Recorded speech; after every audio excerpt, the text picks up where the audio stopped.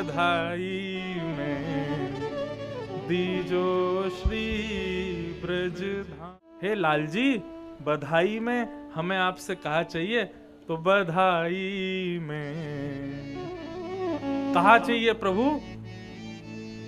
सब लोग लाल जी से बधाई मांगे करो। बधाई में लोग कहा मांग रहे हैं? हाथी दीने, घोड़ा दीने, और दीनी पालकी, बालकन को लाडू पेड़ा, बूढ़ेन को लापसी, टॉफी लुटाओ, चॉकलेट लुटाओ, बॉल लुटाओ।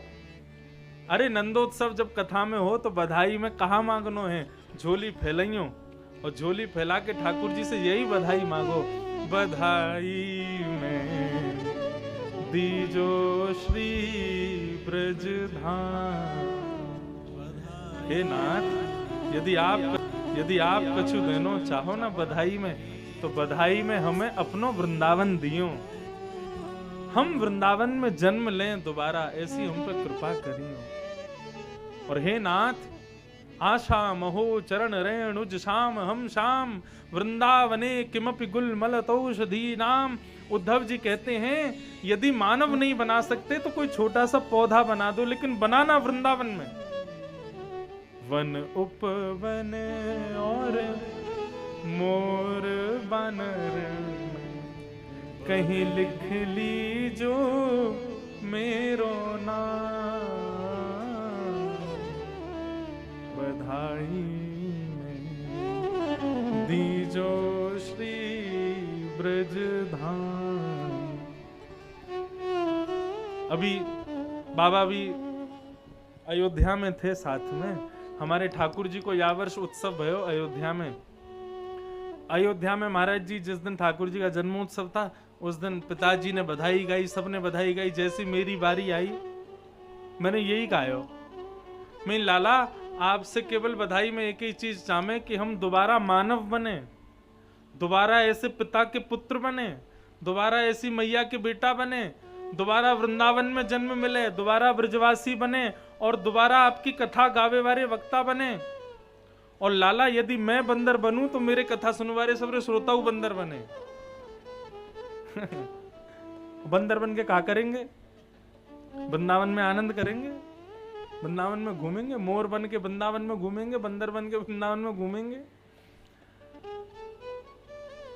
यदि ये सेवा हमें प्राप्त हो रही है, यदि ये कथा हमें प्राप्त है, तो कहा करूं वैकुंठ ही जाए। हमें वैकुंठ नहीं चाहिए, हमें ये पृथ्वी ही चाहिए, लेकिन आप और आपकी कथा हमको जीवन में चाहिए, इसलिए हमको पृथ्वी बढ़िया लग रही है। लेकिन यदि कथा और सेवा हमारे जीवन से चली जाए, उसी समय भजन अपना दुगना कर देना। क्यों? अब पृथ्वी त्यागनी है, अब यहां नहीं रहना है। क्यों? क्योंकि सेवा और कथा से हम दूर होते जा रहे हैं, ब्रज से दूर होते जा रहे हैं, ठाकुर जी से दूर होते जा रहे हैं। लेकिन एक बात कहूं, ठाकुर जी के समीप हो, कथा के समीप हो, वैष्णवों के समीप हो, तो एक माला कम भी कर रहे हो तो कोई दिक्कत नहीं है।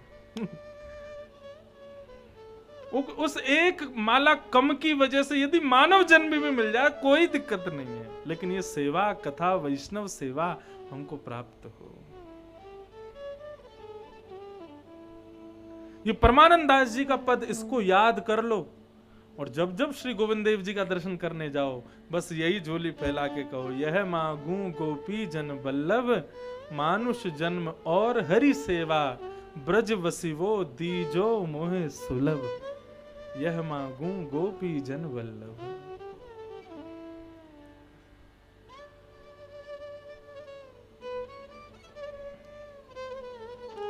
भागवत से भी यही मांगना है। श्रीमद् भागवत अन्य और भी कुछ आपको प्रदान नहीं कर पाएगी, क्षमा करें। आप यदि यहाँ किसी और काम, एक बार कहीं कथा कर रहा था तो एक बूढ़ी माता जी आई और आकर के चौकी के नीचे एक नारियल धर गई। महाराज जी 7 दिन तक ये नारियल यहीं रहने देना। मैंने कहा ठीक है मैया। 7 दिन बाद जब कथा पूरी फिर आई, महाराज जी वो नारियल अपने हाथ से निकालो। मैंने निकाला और उनकी बहू आई, बोले इसकी झोली में डाल दो। मैंने कहा इससे क्या होगा? बोले हमारी लाली को, हमारी बहू को बेटा हो जाएगा। मैंने मैया ये नारियल रख करके आपने ये मांगा होता कि हे नाथ 7वें दिन मुझसे कहती नारियल मेरी झोली में डाल दो, मैं पूछता क्या मांगा, तो आप कहती नंद नंदन इस नारियल के भाव से प्राप्त हूँ प्रसाद। मैंने तो कुछ समझ में भी आता, तुमने मांगा भी संसारी, 7 दिन कथा सुन के नारियल में, फिर भी मांगा दुनिया ही। भागवत संसार नहीं देती, ठाकुर जी तो, भागवत तो ठाकुर जी को प्रदान करती है। श्रीमद् भागवत तो कृष्ण के योग्य बनाती है। ये एक श्रृंगार घर है, ब्यूटी पार्लर। अब ब्यूटी पार्लर कहने में अजीब लगता है ना, इसलिए हिंदी में बोलो श्रृंगार घर। और आप सब यहाँ श्रृंगार करवावे आए हो, मैं यहाँ को श्रृंगारी हूँ। मेरे संग के ये सबरे ये सब भी श्रृंगारी हैं, थोड़े थोड़े ये सब भी कछु ना कछु तो कर ही रहे हैं। कोई तबला बजा रहे हैं, कोई ढोलक बजा रहे हैं, कोई वायलिन बजा रहे हैं, ये भी सब श्रृंगारी हैं। और हम सब मिलके कौन को श्रृंगार कर रहे हैं? आप सबन को श्रृंगार कर रहे हैं। और काय को श्रृंगार कर रहे हैं? ऐसा श्रृंगार कर रहे हैं जैसे ठाकुर जी जब शाम को कपाट खोलें तो उनके श्रृंगार से आप रीझ हो, आपके श्रृंगार से वो रीझ जाए। लेकिन श्रृंगार काय को है? मुख को नहीं है, मन को है, हृदय को है। वह ब्यूटी पार्लर में जाओगे तो आपके मुंह को छेड़ेंगे, लेकिन या ब्यूटी पार्लर में तो आपके हृदय को छेड़ो जाए और वह हृदय को निर्मल बनाया हो जाए। ठाकुर जी वाह को हरण कर लें। एक महात्मा कह रहे, ठाकुर जी माखन चोर, खा हटा दो बीच में से तो क्या बचा? मन चोर। ठाकुर जी मन के चोर हैं, वो मन ही चुरा में, लेकिन मन चुराने योग्य तो हो, और वो मन चुराने योग्य बने उसके लिए कथा सुनते हैं। वैद्यम वास्तवमत्र वस्तु शिवदम तापत्रयोन्मूलनम श्रीमद्भागवते महामुनि कृते किंबा परीश्वर सद्यो हृदयवरुध्यते त्रिकृतिभिः शुश्रूषुभिस्तत्क्षणात्। भागवत का द्वितीय श्लोक बताया गया और इसमें विषय अधिकारी संबंध और प्रयोजनों का भाव कहा गया। भागवत के तृतीय मंगलाचरण के श्लोक में वक्ता कैसा होना चाहिए यह बताया गया। निगम कल्प तरोर्गलितम फलम सुख मुखादमृत द्रव संयुतम पिबत भागवतम रसमालयम मुहुर्हो रसिका विभावुका। भागवत का वक्ता कैसा होना चाहिए? श्री सुख जैसा होना चाहिए। सुकाचार्य जी के भाव में हम लोग एक सुख पक्षी को देख लेते हैं, परंतु एक बात कहें बंधु, सुख पक्षी का आकार सुकाचार्य नहीं है, सुख पक्षी का जो स्वभाव है वो सुकाचार्य जी का स्वभाव है। एक बात हमेशा याद रखिएगा, कभी भी किसी के प्रभाव को प्रधानता मत दो, सदैव व्यक्ति के स्वभाव को प्रधानता दो। हम लोग क्या हो गए हैं? हम लोग प्रभाव को प्रधानता देते हैं। औरों की छोड़ो, किसी को गुरु बनाना हो तो वो सोचते हैं हम किसको गुरु बनावें, तो प्रभावशाली गुरु जी खोजेंगे जिनका बहुत प्रभाव हो। और महाराज जब चलते हैं तो लटका झटका इतने जोर के गुरु जी के कि सारी जनता इतर वितर होती चल रही है, जमीन में गिरे पड़ रहे हैं लोग, आगे पीछे काले काले बाउंसर चल रहे हैं, रक्षा करते भाई गुरु जी के। देखिए आप भाई अद्भुत प्रभाव है, यही गुरु जी हैं हमारे। गुरु बनाओ स्वभाव जान के, और गुरु ही क्यों, जीवन में संसार में कोई भी संबंध बनाओ, व्यक्ति का स्वभाव प्रधान रखो, प्रभाव नहीं। प्रभाव तो कंस का भी था, प्रभाव तो शिशुपाल दंतवक्र का भी था, प्रभाव तो राक्षसों का भी होता है, लेकिन निर्मलता स्वभाव की वो तो ठाकुर जी की होती है, वो तो संतों की होती है, वो तो वैष्णवों में होती है। स्वभाव को प्रधान मानो। श्री वक्ता का सुख स्वभाव होना चाहिए। और सुख का स्वभाव कैसा होता है?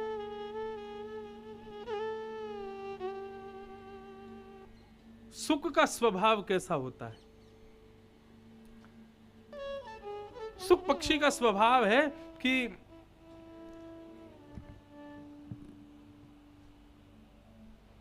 फल के माधुर्य को पहले स्वयं स्वीकार करना, स्वयं को रस में उपयुक्त करना, और स्वयं जब रस उपयुक्त हो जाए तब उसी रस को सामने सबको परोस देना, ये एक सुख का लक्षण होता है। सुख स्वभाव है। बहुत ध्यान से सुनो। कहीं पर यदि है उस फल में जाकर के मुख लगा देते हैं, उसका रस अपनी जीभ पर ले लेते हैं और जैसी चोंच निकालते हैं उसमें से रस का प्रवाह गिरने लगता है। नीचे बहुत सारे चींटे, बहुत सारे कीड़े मकोड़े घूमते रहते हैं। वो रस की बूंदें जब नीचे जाकर के गिरती हैं, छोटी छोटी चींटियां भी जाकर के उस रस का आस्वादन करके आनंदित हो जाती हैं। और तो और जब कोई फल तोड़ने वाला व्यक्ति जाता है तो वो जब फलों को देखता है, सारे फल तोड़ता है, लेकिन जिस फल में तोते की चोंच होती है उस फल को जेब में रख लेता है। फल बेचने वाला भी सारे फलों को प्रदर्शनी में रखेगा, लेकिन सुख के मुख के लगे हुए फल को फल बेचने वाला खुद खा जाता है। क्यों? क्योंकि उसको पता है ये बहुत मीठा है। क्या समझ में आया? इस भाव में सुख पक्षी का स्वभाव बताया गया, और इससे यह बात कही गई कि भाई वक्ता को सुखदेव जैसा होना चाहिए, उनका स्वभाव सुख पक्षी के जैसा होना चाहिए। सुख पक्षी का स्वभाव क्या है? फल में रस है, उस रस को आस्वादन करे और सबको प्रदान करे। भागवत व्यासपीठ रूपी ये वृक्ष है, इस वृक्ष पर चील बन के ना बैठे, इस वृक्ष पर कबूतर बन के ना बैठे, इस वृक्ष पर कौआ बन के ना बैठे, इस वृक्ष पर सुख बन करके बैठे। सामने फल है, इस फल का आस्वादन स्वयं भी करे और सामने जितने रसिक श्रोता गण हैं उन रसिक श्रोता गणों को भी ये रस प्रदान कर दे। ये सुख का लक्षण है। सुख मुखाद अमृत द्रव्य संयुतम पिबत भागवतम रसमालयम मुहुरहो रसिका भुवि भावुका। ध्यान से सुनिए, भागवत सुनने का विषय नहीं है, यहां पर स्पष्ट कर दिया। वेदव्यास जी महाराज, श्री सुखदेव जी महाराज कहते हैं भागवत तो पीने का विषय है। पिबत भागवतम, पियो। पीने का मतलब क्या होता है? पीने का मतलब केवल मुख से ग्रहण करके धारण करना वही नहीं है। कानों से इस मधुर रसामृत को केवल अपने कानों तक ही सीमित मत रखो, केवल अपने अंदर इसका सुख लेकर के इसको विस्मृत मत कर दो। इस सुख को कानों से लेकर के अपने हृदय पटल पर, अपनी बुद्धि में, अपनी सदा की स्मृतियों में इसको विद्यमान कर लो। यह है पिबत भागवतम का तात्पर्य।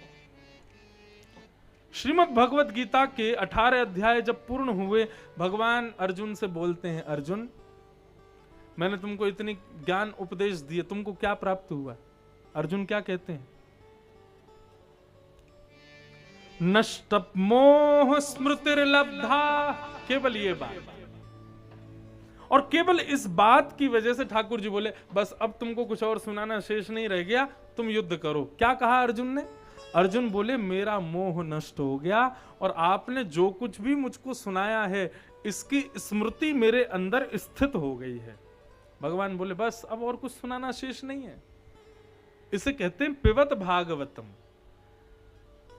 कथा हमने सुनी, धारण करना, यही है पिबत भागवतम रसमालय। इसके आस्वादन को पीना। पिबत भागवतम रसमालयम मुहुरहो रसिका भुवि भावुका। हे रसिक जनों, हे भावुक जनों, इस मधुर कथा को जितना हो सके इसका पान करो, इसका सेवन करो। इस प्रकार भागवत के 3 मंगलाचरण सुनाए गए। 3 मंगलाचरणों में सबको प्रणाम किया गया। आगे गुरु वंदना की गई। कौन है गुरु? श्री सुखदेव जी महाराज। सब लोग हाथ जोड़ करके श्री सुखदेव जी का स्मरण करके प्रणाम करो। यम प्रव्रजन तमनुपेत अपेत कृत्यम द्वैपायनो विरह कातर्या जुहाव पुत्रेति तन्मयतया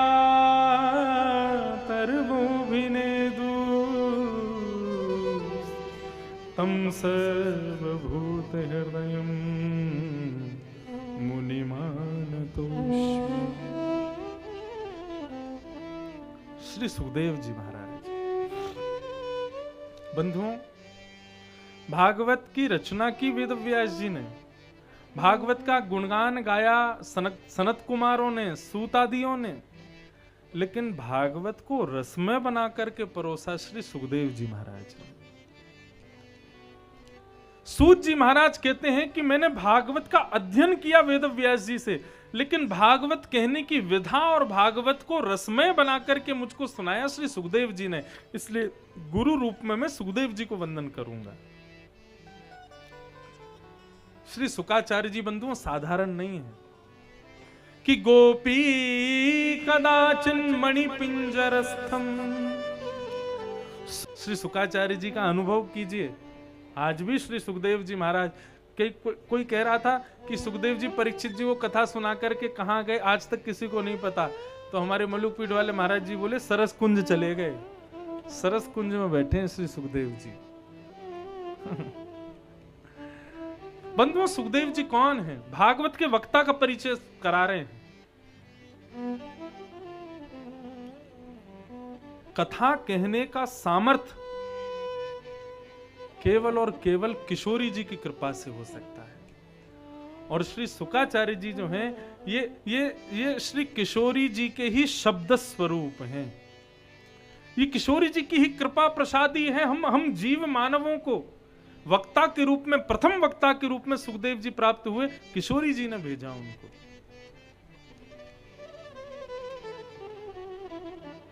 कल हमारे लोकेश भैया पूछ रहे थे, महाराज जी महाभारत में कहीं ऐसा वर्णन है कि श्री सुकाचार्य जी का प्रादुर्भाव यज्ञ से भी हुआ? कल्प में सब जगह अलग अलग भाव कथाएं बताई गई हैं। कहीं पर ऐसा भी वर्णन है कि स्वयं नंद नंदन रूपस्त्वम तो है ही है कि श्री सुखदेव जी नंद नंदन ही श्री सुखदेव जी के रूप में पधारे हैं। एक जगह ऐसा भी वर्णन है कि स्वयं महादेव आदि देव अमर कथा वही सुनाना जानते हैं, तो श्री शिव ही सुखदेव जी के रूप में पधारे हैं। कहीं पर कल्प में यह भी वर्णन है कि अपने द्वारा रचित वेद पुराण शास्त्र भागवत की प्रचार के लिए श्री वेदव्यास जी को बड़ी चिंता हुई। तब उन्होंने यज्ञ नारायण का आश्रय लेकर के यज्ञ से अपने समस्त रचनाओं का प्रचार प्रसार करने के लिए एक दिव्य पुत्र की कामना की, और वहीं यज्ञ अग्नि मंथन से श्री सुकाचार्य जी का प्रादुर्भाव हुआ। अनेक अनेक भाव रसिकाचार्यों ने बताए हैं। हमारी ब्रज की परंपरा ऐसी कहती है कि श्री सुकाचार्य जी नित्य श्री राधा रानी के पास रहते हैं, और राधा रानी उनसे क्या बुलवाती हैं? बोले आनंद कंद ब्रजचंद्र कृष्ण गोविंद दामोदर माधवेति। ये सारे भगवान के अलग अलग नाम सुकाचार्य जी से बुलवाती हैं, और सुकाचार्य जी इन नामों को बोलते हैं। लेकिन एक दिन किशोरी जी ने सुखदेव जी की परीक्षा ली। बोले अच्छा एक बात बताओ, भगवान श्री कृष्ण का नाम गोविंद कैसे पड़ा, दामोदर कैसे पड़ा, माधव कैसे पड़ा, आनंद कंद कैसे पड़ा? सुकाचार्य जी बोले ये तो मुझे नहीं पता कैसे पड़ा। बोले कि ये जानने के लिए कथा का आस्वादन करो। अब जाओ, जिनका तुम कीर्तन करते हो उनकी कथा को पूरी तरीके से रम करके आओ, तभी मैं तुमको स्वीकार करूंगी। सुकाचार्य जी को इतनी चिंता हुई कि किशोरी जी मुझे तभी स्वीकार करेंगी जब मैं कथा में निमग्न होऊंगा। बस ये बात जान करके श्री सुखदेव जी पृथ्वी पर पधारे, और शिव के द्वारा अमर कथा पान करके वहां बिटिका के गर्भ में जाकर के उनके गर्भ में 12 वर्ष रह करके उस कथा का मनन चिंतन किया। और 12 वर्ष बाद जब श्री वेदव्यास जी ने प्रार्थना की, तब श्री बिटिका जी के गर्भ से श्री सुकाचार्य जी का प्रादुर्भाव हुआ, और जन्म लेते ही वन में चले गए। एक क्षण भी रुके नहीं घर की ओर। क्यों? पर ब्रह्म ही सब कुछ है। माया में यदि पड़ गए, संसार में यदि पड़ गए, तो ठाकुर जी से मिल नहीं पाएंगे। इसलिए जन्म लेते ही वन की ओर प्रस्थान कर गए। ऐसे श्री सुकाचार्य जी को हम बारंबार प्रणाम करते हैं। हमारे यहाँ ब्रज में कहते हैं श्री सुख मूर्छित भय मास शठ राधा नाम उच्चारो। अपने गुरु के प्रति अपने गुरु के नाम के प्रति जितनी निष्ठा श्री सुखदेव जी के, उतनी निष्ठा किसी शिष्य की नहीं है। क्यों? ऐसा सुनने में आता है कि सामान्य बात है, हमारा कोई प्रेमी यदि हमारे घर को छोड़ के चला जाए, घर को छोड़ के मतलब परमपद हो जाए, तो उससे बहुत प्रेम करने वाला व्यक्ति क्या कहता है? मैं जब भी आऊं मेरे सामने उसकी चर्चा मत करना। क्यों? उसकी चर्चा करते ही उसके आंखों में आंसू आ जाते हैं, वो भाव विभोर हो जाता है, वो विगलित होने लग जाता है। ये प्रेम का स्वरूप है। इसलिए सब कहते हैं भाई वो आ रहे हैं उनकी चर्चा मत करना, नहीं तो वो भाव में चले जाएंगे, ऐसा कहते हैं ना। ये प्रेम का एक स्वरूप है। लेकिन श्री शुकाचार्य जी का अपने गुरु मतलब किशोरी जी के प्रति प्रेम कैसा कि यदि किसी ने राधा शब्द कह दिया और राधा शब्द श्री शुकाचार्य जी ने सुन लिया, तो श्री शुक मूर्छित भये मास सठ, 6 महीने के लिए मूर्छित हो जाते हैं सुखदेव जी अपने गुरुदेव के स्मरण में।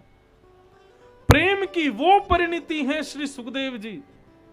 इसलिए श्रीमद् भागवत में स्वच्छंद राधा, ना आगे कोई शब्द ना पीछे कोई शब्द, ऐसा शब्द कहा ही नहीं सुखदेव जी ने। क्यों? क्योंकि परीक्षित के पास केवल 7 दिन है, और यदि मैंने राधा शब्द कह दी 6 महीना की मूर्छा आ जाएगी, और परीक्षित को 7 दिन में कौन मुक्त करेगा? ये विवाद का विषय नहीं है। वृंदावन में बड़े विवाद चले थे बीच में, भागवत में राधा नाम है कि नहीं है, भागवत में राधा, अरे ये विवाद का विषय नहीं है, ये मंथन का विषय है। ये सोचनीय विषय है कि भागवत में राधा नाम इसलिए नहीं है कि सुखदेव जी 6 महीने की मूर्छा में चले जाते हैं राधा बोलते ही। अब विचार करो, 8 दिन की कथा हमारी है, 5 तारीख तक कथा है।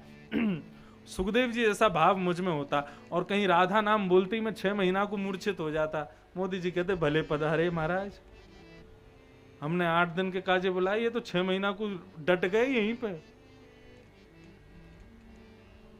ये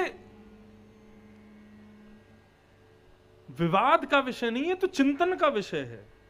भागवत में राधा नाम इसलिए नहीं है क्योंकि शुकाचार्य जी ने जानबूझ के नहीं लिया। कहीं मैंने राधा नाम कह दिया तो कहीं मुझे मूर्छा ना आ जाए, इसलिए श्रीमद् भागवत में गुप्त रूप से श्री किशोरी जी का भाव है।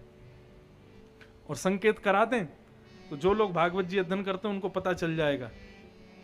भागवत में जब भी कोई श्लोक गाया जाता है तो ऊपर लिखा जाता है कि ये श्लोक कौन बोल रहा है।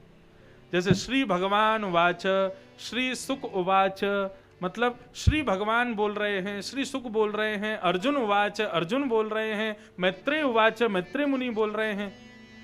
ऐसे ही जब ब्रज की गोपियां बोलती हैं तो बहुवचन शब्द का प्रयोग किया जाता और वहां कहा जाता गोप्य, गोप्य ऊचू, मतलब बहुवचन। जब आप गोपी गीत पढ़ोगे भागवत में तो वहां लिखा गोप्य ऊचू, इसका मतलब हो गया बहुवचन शब्द का प्रयोग किया गया। बहुत सारी गोपियां गा रही हैं जयति ते दिकम जन्मना ब्रज, लेकिन वहीं आप आगे जाकर के जब भ्रमर गीत पढ़ोगे तो भ्रमर गीत में लिखा है गोप्युवाच, एक गोपी बोल रही है, वो एक गोपी कोई और नहीं श्री राधा रानी है, श्री किशोरी जी है। श्रीमद् भागवत बड़ा संकेतात्मक विषय कहता है। जैसे कहते हैं ना हम, समझदार को इशारा काफी। भागवत की पूरी कथा इशारों में ही है। जो समझदार हैं वो ही समझ सकते हैं। समझदार का मतलब यहाँ पढ़े लिखे लोगों को नहीं कह रहा हूं मैं, MBA जिन्होंने किया हो, PhD, आपने भी MBA किया, आपको नहीं कह रहे हैं। बहुत पढ़े लिखे हों वही लोग समझ सकते हैं, ऐसा नहीं।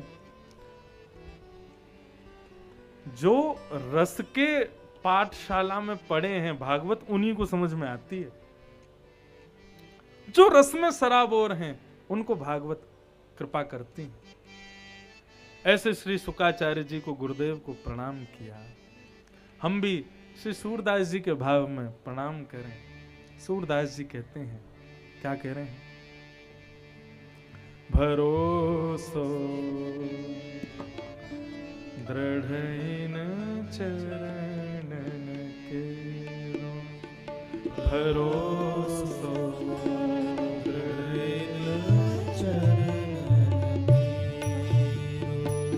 बंधुओं, हम सबके जीवन में गुरु हैं। कोई वल्लभ कुल की परंपरा में हैं, कोई श्री वैष्णव रामानुज परंपरा में है, कोई हरिवंश परंपरा में है, सबकी अपनी अपनी परंपराएं हैं।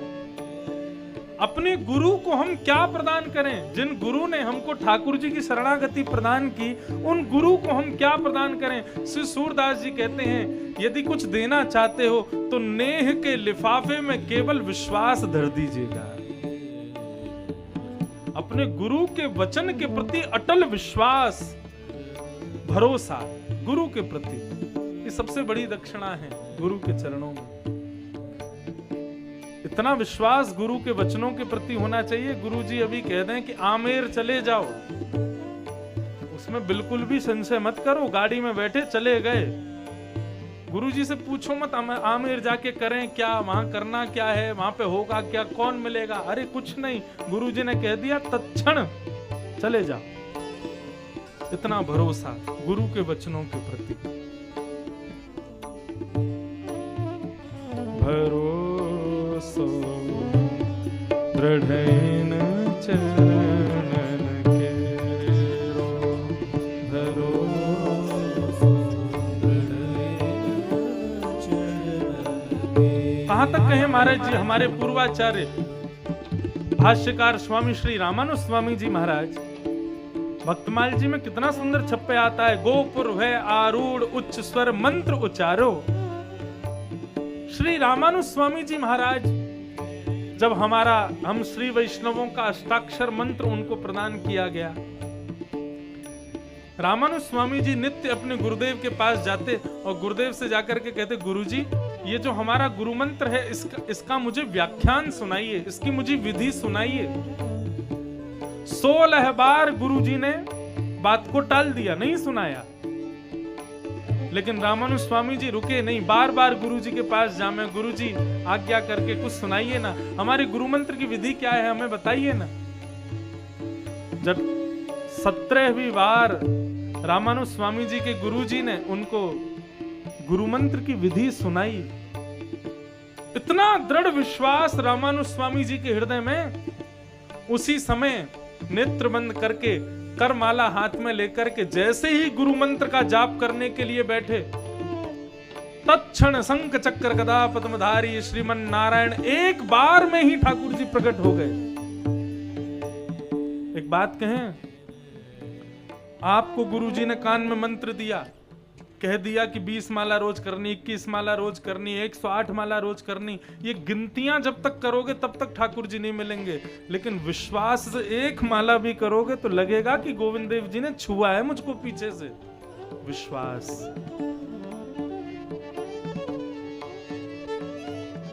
हमारे रामानुज स्वामी जी महाराज ने एक ही बार गुरु मंत्र किया था केवल, और उस एक बार के गुरु मंत्र का करते ही चंदन की सुगंधी आने लगी, दिव्य तेज उनके आंखों में पड़ने लगा। नेत्र खोल करके देखा तो शंख चक्र गदा पद्मधारी नारायण सामने खड़े हैं।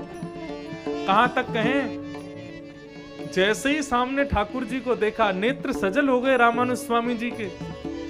प्रणाम नहीं किया, तुरंत दौड़े, गोपुर है आरूढ़ उच्च स्वर मंत्र उच्चारो। अपने गुरुदेव के द्वारा प्रदान किए हुए गुरु मंत्र जिसको सबको नहीं बताना चाहिए, मंदिर के शिखर पर बैठ करके रामानुज स्वामी जी जोर जोर से चिल्ला के गुरु मंत्र सुनाने लगे। गुरुजी आ गए, आकर के बोले, अरे रामानुज नीचे आओ। रामानुज स्वामी जी उतर के आए, बोले गुरुजी क्या हो गया? बोले गुरु मंत्र किसी को बताया नहीं जाता है और तुम जो है चौड़े में बैठ करके सबको जोर जोर से सुना रहे हो, क्या कर रहे हो? रामानुज स्वामी जी बोले, गुरुदेव आपने ऐसी विधि बताई जिस मंत्र का जाप करते ठाकुर जी मेरे सामने प्रकट हो गए। ऐसे मंत्र को मैं गुप्त नहीं रख सकता, ऐसे मंत्र को तो मैं चराचर ब्रह्मांड को सुना दूंगा ताकि सबको ठाकुर जी का दर्शन हो जाए, सबके सामने ठाकुर जी प्रकट हो जाएं, सब ठाकुर जी के अद्भुत दर्शन का लाभ ले लें। प्रभु ऐसे मंत्र को मैं गुप्त नहीं रख सकता, ये तो मैं सबको सुना दूंगा। मंत्र वो आपको भी मिला है, मुझे भी मिला है, हम रामानुज संप्रदाय के लोगों को वही अष्टाक्षर मंत्र मिला, लेकिन हमको दर्शन कितनी बार हुआ? नहीं हुआ। क्यों? मंत्र वही है जो रामानुज स्वामी जी ने किया, वही हम कर रहे हैं, लेकिन रामानुज स्वामी जी के मंत्र में विश्वास है, भरोसा है गुरु के प्रति। मंत्र ठाकुर जी को प्रकट नहीं करता, हमारे हृदय का भरोसा प्रकट करता है, हमारी हृदय की दृढ़ता प्रकट करती है ठाकुर जी को। सूरदास जी कह रहे हैं, भरोसा दृढ़ इन चरण केरो, भरोसा दृढ़ इन चरण केरो। श्री वल्लभ नक चंद्र छटा बिन,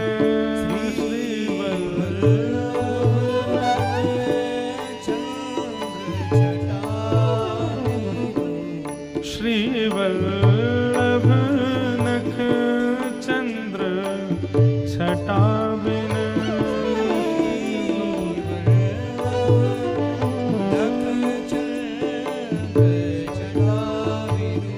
सब जग माही अंधेरा भरोसा, सब जग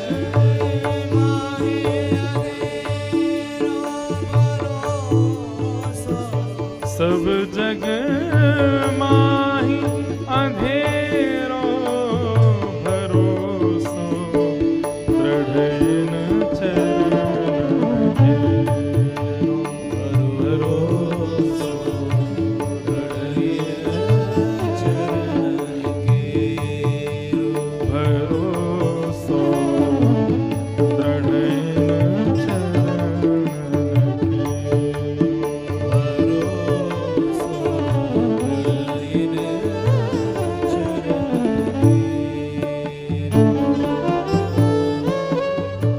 साधन और नाहिया कली में, साधन श्री सूरदास जी कहते हैं कि गुरु के प्रति भरोसा करने के अलावा इस संसार में भगवत प्राप्ति का दूसरा कोई साधन ही नहीं है।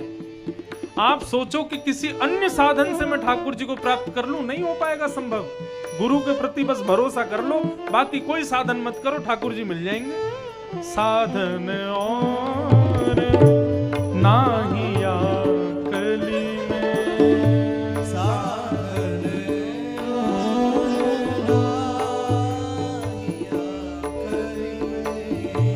जासो होत निवेरो, जासो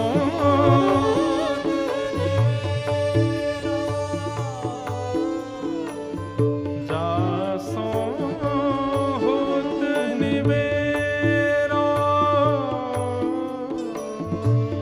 जासो होत निवेरो,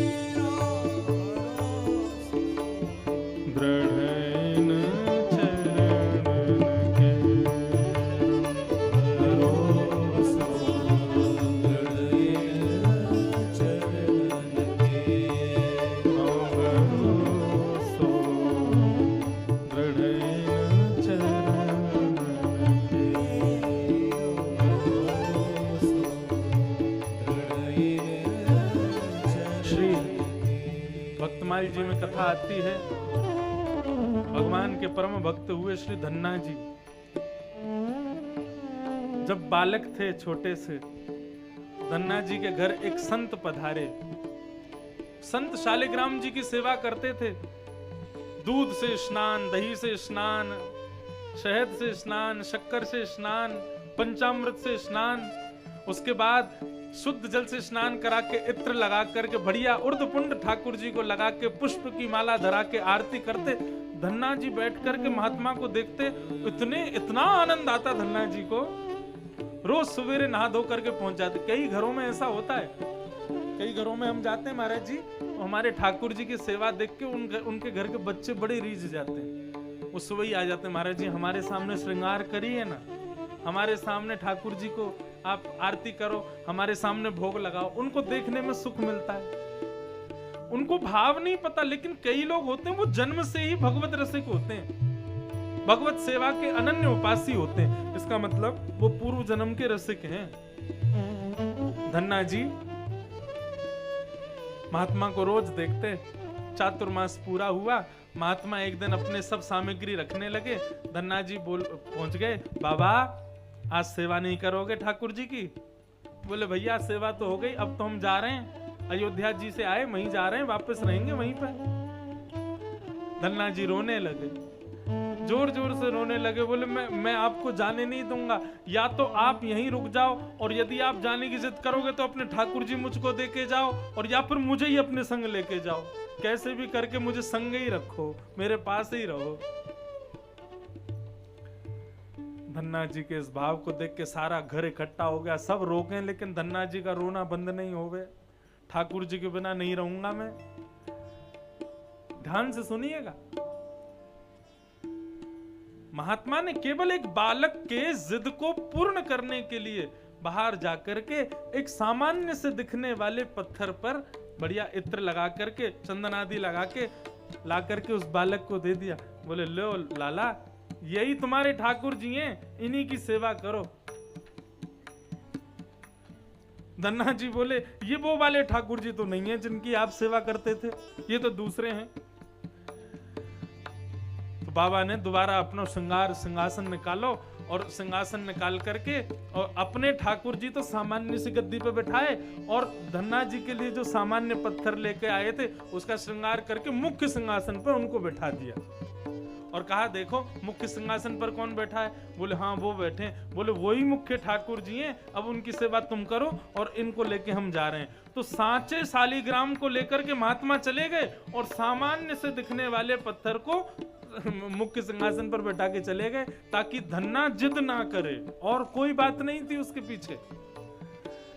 लेकिन धन्ना जी का ऐसा विश्वास हो गया कि महाराज जी ने प्रदान किए तो यही ठाकुर जी हैं, अब तो उन्हीं की सेवा करते हैं, उन्हीं का भोग लगाते हैं, उन्हीं के संग रहते हैं, उन्हीं का श्रृंगार करते हैं, उन्हीं के संग सब बातें करते हैं, उन्हीं की आरती करते हैं, उन्हीं के संग सोते हैं। ऐसी अनन्यता भरी धन्ना जी की। गैया चराने धन्ना जी जाते और ठाकुर जी को अपनी जेब में धर लेते। बोले अकेला थोड़ी जाऊंगा, तुम भी मेरे संग चलो, आपको मन ना लगेगा घर पे, दोनों बैठेंगे पेड़ के नीचे, गैया चरेंगी, हम दोनों बात करेंगे। ऐसा धन्ना जी का भाव कि महाराज वो सामान्य सा पाषाण, सामान्य सा पत्थर स्वयं ठाकुर जी बन गए। और जैसे ही धन्ना जी उनको जेब में धर के आगे जाते, घर से थोड़ी दूर जाते, इतने में ही ठाकुर जी प्रत्यक्ष प्रकट हो जाते और धन्ना जी की आके उंगली पकड़ लेते और धन्ना जी के साथ में गैया चराते। धन्ना जी को लगा जो भी ठाकुर जी की सेवा करता है ना, ठाकुर जी ऐसी लीला सबके संगी करते हैं, इसलिए धन्ना जी ने किसी को नहीं बताया। एक दिन धन्ना जी के यहाँ पे बहुत बड़े बड़े कोई अतिथि आए और धन्ना जी का गैया चराने का समय, और धन्ना जी को गैया चराने का प्रलोभन नहीं होता था। धन्ना जी को